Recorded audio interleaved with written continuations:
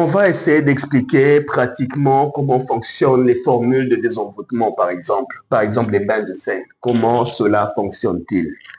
Comment pourrons-nous nous les expliquer métaphysiquement? Comment fonctionne ce rituel pour avoir une appréhension, une approche intellectuelle, scientifique, rationnelle de cette réalité?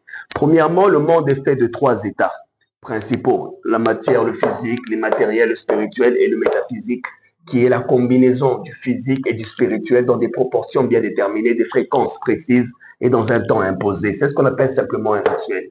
Donc, un exemple simple, le physique, qui est considéré comme le matériel, on va prendre l'exemple du sel.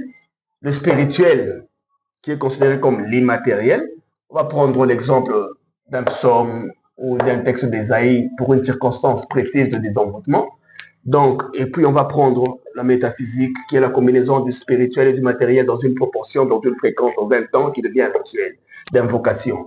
Et pratiquement, ça donne quoi, par exemple? Ça donne, on prendra le sel plus l'eau, dont tu vas faire le bain, le faire dans une certaine fréquence, 3 fois par jour, un certain temps, peut-être le matin, à midi, à minuit, en fin de journée, et dans une certaine proportion, en y mettant peut-être une poignée, autant de grains, de ça ou de ça. Et c'est cela qui donne cette réalité.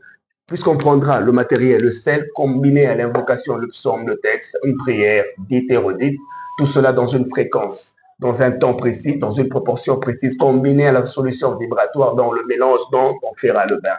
Ça fait que cela développe une énergie de désenvoûtement ou de déparasitage. Tout est fonction du degré d'envoûtement, du parasitage, du maraboutage qui aura à nous orienter sur l'élément matériel à utiliser. Par exemple, le sel, pour notre cas, la proportion, le temps et l'énergie que nous allons développer dans ce rituel pour être capable de laver, de désenvoûter, de nous libérer.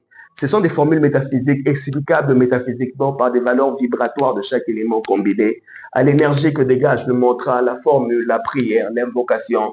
Tout cela fait dans un temps précis, dans une proportion précise et dans une fréquence précise, ce qui donne un rituel de désenvoûtement à pratiquer avec précaution, conscience.